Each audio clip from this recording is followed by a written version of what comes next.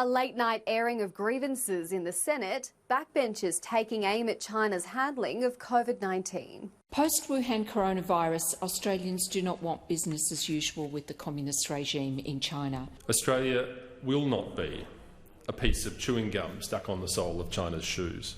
The Liberal senators freelancing on foreign policy as the Foreign Minister urges restraint. Members of Parliament, from whichever side of the politics they're from, have the right and the opportunity to make statements of their own. Well, sure, we are a liberal democracy and we do support free speech. I just would like Marise Payne to exercise a little more free speech herself. Marise Payne hitting back at suggestions she's vacated the national stage when it comes to international tensions, leaving it to bolshy backbenchers to dictate the direction of a vital relationship. The tone is being very carefully set by the Prime Minister and by me in my capacity. It's not necessarily for me to have a public argument with the opposition on these matters. Tensions with our biggest trading partner have been on the rise since China threatened to boycott Australian goods over the Prime Minister's push for a coronavirus probe. Since then, Beijing has threatened tariffs on Australian barley and banned beef exports from 4 abattoirs, but the Foreign Minister publicly insists it's not a campaign of coercion.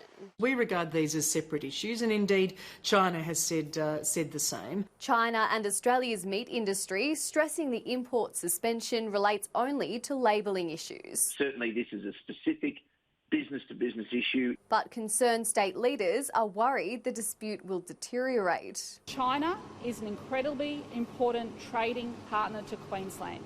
What I'm really concerned about is this potential for a trade war to erupt. The Queensland Premier writing to the Trade Minister Simon Birmingham in search of a solution, but he's been stonewalled by his Chinese counterpart, who he's been unable to contact.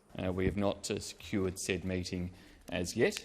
I would hope that would be forthcoming. Of course, we have our differences from time to time. Differences the government hopes will be settled before they start taking a greater economic toll. Eliza Edwards, Sky News, Canberra.